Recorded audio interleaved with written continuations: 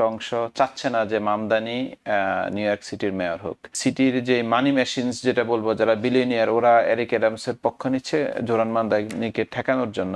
Andrew কুমো কিংবা Zohran Mamdani যখন আসলে মুখোমুখি দাঁড়াবেন তখন আসলে দলের অবস্থান কি হতে পারে? শুরুতেই যেটি জানতে চাইবো সেটি হচ্ছে সামনে মেয়র নির্বাচন আসছে। নিউ ইয়র্কারদের জন্য এটা অনেক বড় একটা ব্যাপার। আমাদের অনেক চাওয়া পাওয়া প্রত্যাশা অনেক কিছুর সমন্বয় হতে যাচ্ছে। আমরা দেখতে পাচ্ছি ডেমোক্রেট প্রার্থী, আমরা যদি এরিক অ্যাডামসের কথা বলি তিনিও ডেমোক্রেট মেয়র, এন্ড্রু কুমো আছেন তিনিও ডেমোক্রেট থেকেই আসলে প্রাইমারিতে তিনিও হচ্ছে যে আমরা তাকেও আসলে ডেমোক্রেট অধ্যুষিত হিসেবেই চিনি। এরপরে জোহরান মামদানি বর্তমানে তার যেই বিজয় কিংবা তার যে সাফল্য আসলে নিউ ইয়র্কবাসী দেখলো সেটিকে আসলে অভূতপূর্ব বলা হচ্ছে। ডেমোক্রেট দলের এই তিনজন প্রার্থীর বর্তমান অবস্থান ভিন্ন, বর্তমান মতাদর্শ ভিন্ন এবং তাদের সামনের দিকে চলার পথ কিংবা জনগণের সামনে দাঁড়ানোর যেই পরিস্থিতি সেটিও আসলে ভিন্ন হতে চলেছে। ডেমোক্রেট দল কি বলছে? আসলেই অনেক বড় প্রশ্ন, এবং প্রত্যেকটা প্রশ্নেরই আপনার যে ভিন্ন ভিন্ন ভাবে আমি বলার চেষ্টা করব। আসলেই জোরান মামদানি তো ইতিহাস সৃষ্টি করেছেন, এতে কোনো সন্দেহ নেই। কিন্তু সত্যি কথা বলতে এখন আমরা বর্তমানে শুধু ডেমোক্রেট না, ওকে ঠেকানোর জন্য যেভাবে তৎপরতা দেখতে পাচ্ছি, এটা রিপাবলিকান বলি, এটা ভিন্ন এখানের যে বিত্তশালী ভিন্ন ধর্মের যারা আছে এবং বিলিনিয়ার যারা আছে এরা, এবং ডেমোক্রেটদের একটা অংশ যাদেরকে আমরা মডারেট বলে থাকি, ওরা সহ একটা অংশ চাচ্ছে না যে মামদানি নিউ ইয়র্ক সিটির মেয়র হোক। তা আমি বলবো যে এটা একেবারেই অনাকাঙ্ক্ষিত এবং এটা উচিত হচ্ছে না। কারণ হলো কিন্তু উনি কিন্তু পিপলের ম্যান্ডেটে এটা উনি প্রাইমারিতে উনি অতিক্রম করে উনি এখানে ফাইনালে প্রতিদ্বন্দ্বিতা করবেন। পার্টি যেটা করতেছে, আমি বিং এ ডেমোক্রেট আমি বলবো যে এটা কোনোভাবে উচিত হচ্ছে না। তারপরও জোহরান মামদানির কিছু ইস্যু, উনি যে এজেন্ডাগুলি উনি বাস্তবায়ন করবে বলেছেন, এটা অনেকেই সিটির জন্য হুমকি মনে করছেন, বিশেষ করে যারা এখানকার কর্পোরেট ওয়ার্ল্ড আছেন ওরা হুমকি মনে করছেন। আর তার সাথে সাথে আরেকটা জিনিস হলো যে উনি ফিলিস্তিনের পক্ষে খুব জোরালো ভূমিকা রেখেছেন, এই জন্য যারা ইসরায়েলি লবিস্ট ওনারাও চাচ্ছেন ওনাকে যে কোনোভাবে ঠেকানোর জন্য। তো আর যে দুজন প্রার্থীর নাম বলছেন, বিশেষ করে একজন অ্যান্ড্রু কুমো, উনি তো হেরেছেন।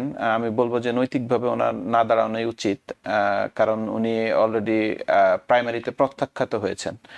আরেকজন হলো যে আমাদের বর্তমান মেয়র এরিক অ্যাডামস, তিনি আপনারা জানেন যে তিনি ডেমোক্রেটিক মেয়র হিসেবেই কিন্তু সিটির ক্ষমতা গ্রহণ করেছেন, কিন্তু সিটির ক্ষমতা গ্রহণ করার পরে উনি দুর্নীতির সাথে সম্পৃক্ত হওয়ার কারণে ওনার মামলাগুলি যেন প্রত্যাহার হয়, সেজন্য উনি মেয়র হিসেবে উনি বর্তমান যে প্রেসিডেন্ট ডোনাল্ড ট্রাম্পের সাথে ওনার একটা নেগোসিয়েশন হয়েছে বলে আমরা ধারণা করছি, এবং বিভিন্ন পত্রপত্রিকাও সেটি এসেছে।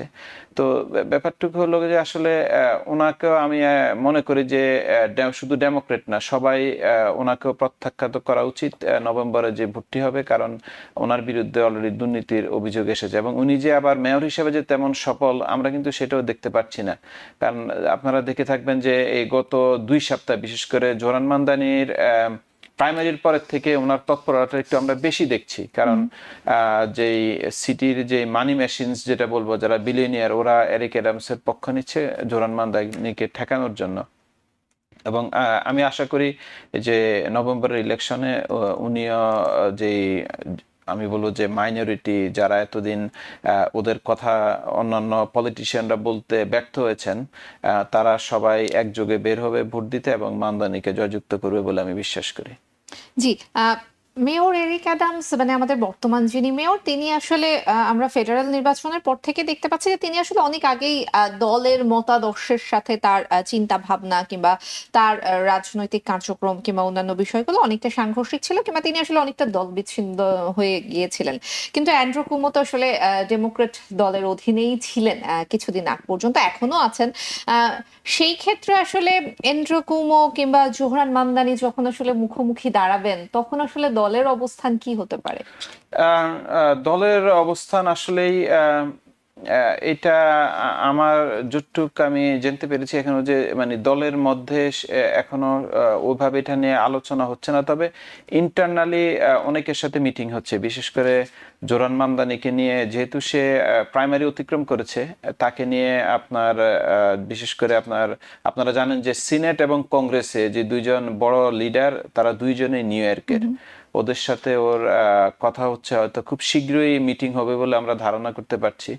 তো এখন দেখার বিষয় এই মিটিংয়ে উনি যেই কাজগুলি করবেন বলে প্রাইমারিতে মানুষের আস্থা অর্জন করেছেন, উনি ওখান থেকে কতটুকু ওনাদের সাথে একটা তো নেগোসিয়েশন আসতে হবে, কারণ পার্টির প্রত্যেকটা পার্টির একটা নিজস্ব ভ্যালু আছে, আবার ক্যান্ডিডেট আবার অনেকগুলি প্রতিশ্রুতি দেয়, এই দুইটার মধ্যে কতটুকু উনি ব্যালেন্স করতে পারেন এবং ছাড় দিয়ে কিভাবে উনি ওদের সমর্থন নেওয়ার চেষ্টা করেন, ওইটা আসলে এখন দেখার বিষয়।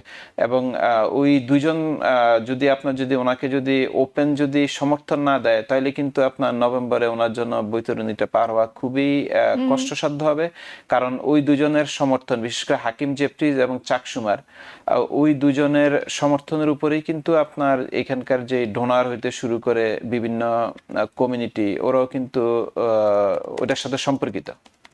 জি।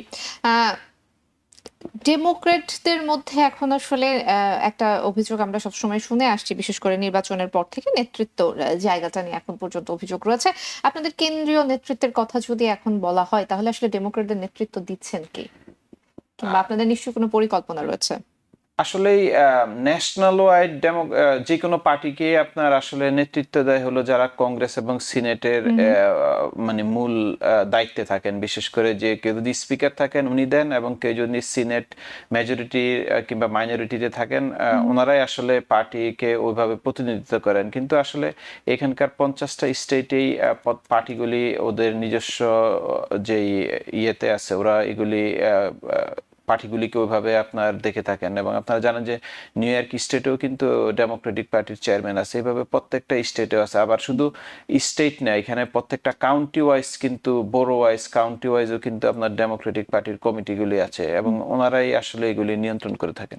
জি, আমরা একটু বিগ বিউটিফুল বিলের প্রভাবে আসবো, তবে তার আগে আরো একটি বিষয় আমি এই বিষয়টা একটু জানার চেষ্টা করবো আহনাফ আলম। সেটি হচ্ছে যে জোহরান মামদানি যে প্রতিশ্রুতিগুলো দিয়েছেন, আপনি বলছিলেন সেখানে প্যালেস্তাইন ইস্যু আছে, কিংবা আরো অন্যান্য যে বিষয়গুলো রয়েছে, অনেকগুলো বিষয় কিন্তু খোদ ডেমোক্রেট দলের সঙ্গে সাংঘর্ষিক। কিন্তু সামনের দিকে আসলে তিনি তার নির্বাচনী প্রতিশ্রুতি কতটুকু বাস্তবায়ন করতে পারবেন, সেক্ষেত্রে আপনার কাছে কি মনে হয়? আসলে বলবো যে ওনার প্রতিশ্রুতিগুলি কিন্তু আপনার নিউ ইয়র্কারদের দৈনন্দিন ইস্যু নিয়ে কিন্তু উনি প্রাইমারিতে ভোটযুদ্ধ অবতীর্ণ হয়েছেন। কিন্তু এখানে কিছু ব্যাপার আছে, উনি যেই ব্যাপারগুলি ইমপ্লিমেন্ট করবেন বলে উনি ঘোষণা দিয়েছেন, এগুলি আসলে কোনোটাই কিন্তু নিউ ইয়র্ক সিটি কাউন্সিল করবে না। এটা কিন্তু বেশিরভাগই আসবে হলো যে আপনার আলবেনির থেকে। আপনারা হয়তো জেনে থাকবেন যে নিউ ইয়র্কের বেশিরভাগ নিয়মেই কিন্তু আলবেনি, যেটা আপনার অ্যাসেম্বলি এবং সিনেট পাশ করার পরে গভর্নর সাইন করে, তখন এটা বিল হিসাবে আসে, তখন এটা পুরো নিউ ইয়র্ক সিটি না পুরো স্টেটে এটা ইমপ্লিমেন্টেড হয়। তো এটা আসলে মুশকিল, কারণ আপনি হয়তো দেখেছেন যে কয়েকদিন আগেই গভর্নর ক্যাথি হোকল কিন্তু বলেই দিয়েছেন যে ওনার মামদানির আইডি গুলি নিউ ইয়র্ক ইমপ্লিমেন্ট করা এটা অসম্ভব, এবং উনি কোনোভাবে এগুলি সাপোর্ট করেন না। আর উনি চান না যে নিউ ইয়র্ক থেকে যারা বিত্তশালী আছেন ওরা নিউ ইয়র্ক ছেড়ে ওয়েস্ট পাম বিচে গিয়ে ওইখানে বসতি কিংবা ওনাদের ব্যবসা বাণিজ্য প্রসার ঘটান। উনি চায় যে নিউ ইয়র্কে যারা বিত্তশালী আছে, বিশেষ করে ট্যাক্সের ব্যাপারটা, যে টপ 1%কে যেভাবে মামদানি বলেছে যে ওদেরকে আর একটু বেশি ট্যাক্স দিতে হবে, কিন্তু এটা আসলে গভর্নর এটা কোনোভাবেই সাপোর্ট করেন না। জি, বিগ বিউটিফুল বিল নিয়ে একটু জানবো। বিগ বিউটিফুল বিলের প্রভাব আসলে ডেমোক্রেটরা কিভাবে দেখছে সামনের দিনগুলোতে?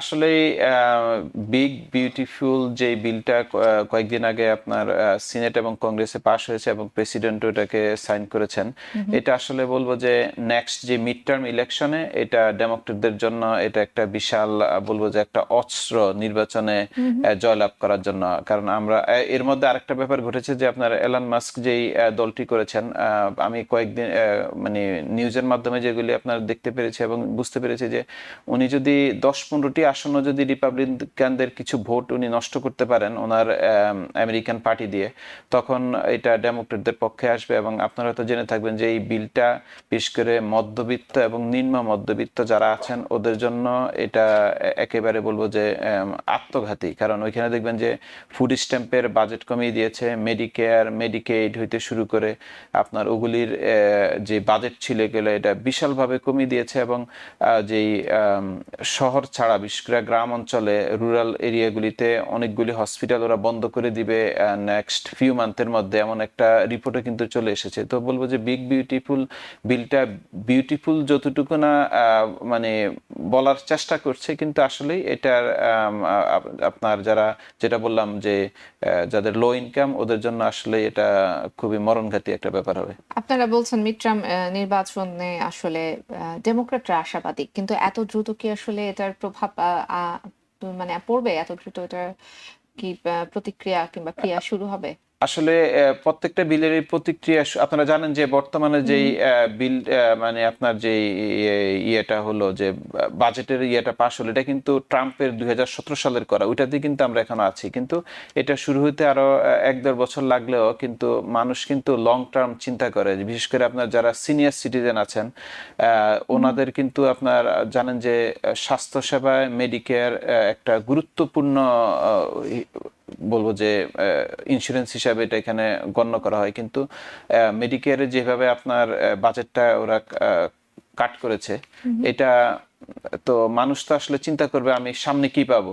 সো এটাকে যদি ডেমোক্রেটরা যদি ভালোভাবে প্রচার করতে পারে, আমার বিশ্বাস যে অলরেডি আপনার কাজ ডেমোক্রেটরা কাজ শুরু করে দিয়েছে এবং আগামী মিড টার্মে এটার একটা ভালো প্রভাব পড়বে বলে আশা করছি। ডেমোক্রেটদের প্রচারণায় কি কোনো রকম কোনো ঘাটতি আছে বলে আপনার কাছে মনে হয়? সম্প্রতি কিন্তু জোহরান মামদানির নির্বাচনী প্রচারণা খুব প্রশংসিত হয়েছে এবং বলা হচ্ছে এটাও তার জয়ের একটা কারণ।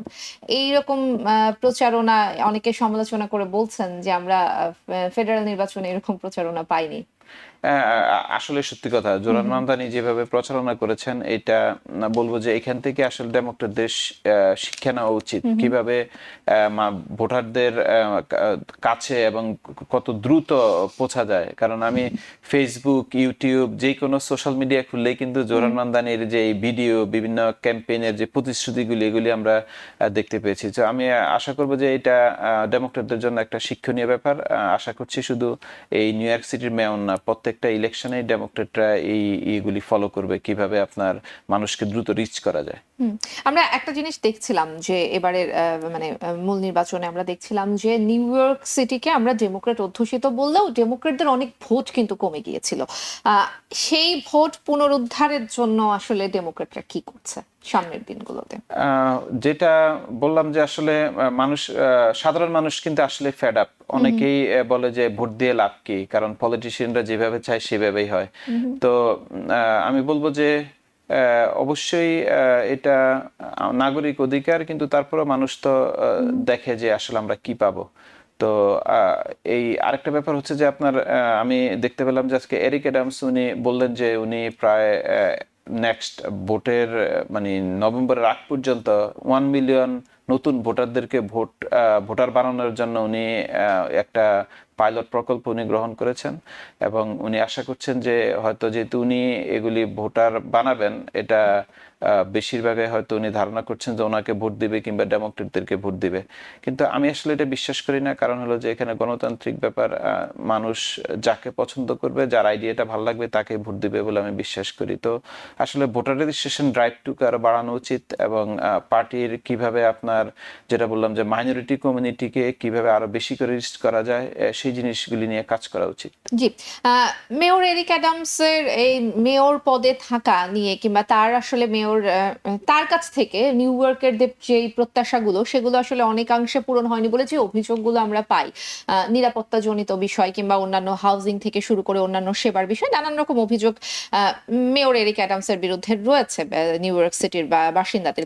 কিন্তু আপনার কাছে কি মনে মনে হয় না যে ডেমোক্র্যাটদের অনেক পলিসি কিংবা পরিকল্পনা কিংবা রাজনৈতিক মতাদর্শও আসলে নিউ ইয়র্কারদের উপর এক ধরনের নেতিবাচক প্রভাব ফেলেছে? সেটা অভিবাসন খাতেই হোক, সেটা নিত্য প্রয়োজনীয় পণ্যের দাম নিয়ন্ত্রণে আনতে না পারাই হোক, কিংবা অন্যান্য যে কোনো বিষয় হোক। আসলে দ্রব্যমূল্যের যে ব্যাপারটা বলেছেন, এটা সাধারণ মানুষ আসলে বুঝতে চেষ্টা করে না যে আসলে এটা কোত্থেকে ফুড প্রাইসটা বাড়তেছে। মানুষ মনে করে যে এখানে ডেমোক্রেটরা ক্ষমতায় আছে, কিংবা হোয়াইট হাউসে কে আছে, মেয়র কে আছে, গভর্নর কে আছে, তারাই হয়তো এটার জন্য দায়ী। আসলে এটা আমরা যদি একটু বিশ্লেষণ করি, এটা কিন্তু আসলে শুধু যে মানে নিউ ইয়র্ক না, এই ফুডের কস্টটা কিন্তু আপনার মানে ওয়ার্ল্ড ওয়াইডে কিন্তু বেড়েছে, বিশেষ করে কোভিডের পরে। তো আরেকটা জিনিস আপনি বলেছেন যে যেটা মানে ডেমোক্রেটরা অনেকটা মানুষের থেকে ডিসকানেক্টেড। তো এটা আসলে প্রেসিডেন্সিয়াল ইলেকশনের পরের থেকে একটু এটা বেশি আমরা বলার চেষ্টা করছি, কারণ যে প্রেসিডেন্সিয়াল ইলেকশনের রেজাল্টের পরের থেকে কিন্তু মানুষের মনে হচ্ছে যে ডেমোক্রেটরা ডিসকানেক্টেড। এটা আসলে অনেকাংশে সত্য, কারণ আপনার যারা ডেমোক্রেটদেরকে এতদিন ভোট দিয়েছে, যে অনেকগুলি বিষয় ভাবছে যে ওরা সুবিধাগুলি পাবে, কিন্তু ডেমোক্রেটরা আসলে এটা দিতে ব্যর্থ হয়েছে।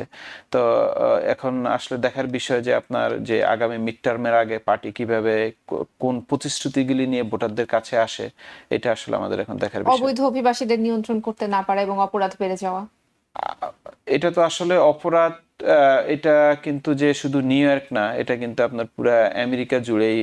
আপনার আসলে আমরা নিউ ইয়র্কে থাকি দেখে আসলে আমরা নিউ ইয়র্কেরটা বেশি নিয়ে আলোচনায়, কিন্তু কিন্তু আপনি যদি দেখেন যে অন্যান্য রেড স্টেটগুলিতে কিন্তু আপনার ম্যাস শুটিংগুলি কিন্তু আপনার প্রবল আকারে হচ্ছে, যেটা নিউ ইয়র্কে আমরা আসলে যেগুলি দেখছি এগুলি ছোটখাটো ক্রাইম, কিন্তু কোনো ক্রাইমেই আসলে গ্রহণযোগ্য না। এটা প্রত্যেকটা গভর্নমেন্টকে, প্রত্যেকটা আপনার যে সিটি, স্টেট, ফেডারেল গভর্নমেন্ট আছে, সবাইকে এগুলি নিয়ন্ত্রণ করা উচিত, কারণ মানুষ নিরাপত্তা চায়, মানুষ ভালো থাকতে চায়, মানুষ কি বলে নিরাপদে বাসায় ফিরতে চায় তার ফ্যামিলির কাছে। এগুলি আমি বলবো যে গভর্নমেন্টে হোক এটা নিয়ন্ত্রণ করা উচিত। তবে অবশ্যই হ্যাঁ, এরিক অ্যাডামস অনেক ব্যাপারে ব্যর্থ হয়েছেন, এটা মোটামুটি আমরা সবাই জানি।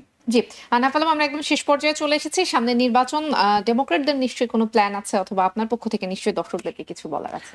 আমি দর্শকদেরকে বলবো যে ইলেকশনে প্রত্যেকেরই নিজস্ব প্রার্থী থাকবে, কিন্তু আপনারা বিশ্লেষণ করবেন, করে আপনার ভোটটুকু দিবেন যে আপনার জন্য কাজ করবে, আপনার নগরের জন্য কাজ করবে, আইন শৃঙ্খলা ঠিক রাখবে এবং নগরের অর্থনীতি এবং আবাসন ঠিক রাখবে।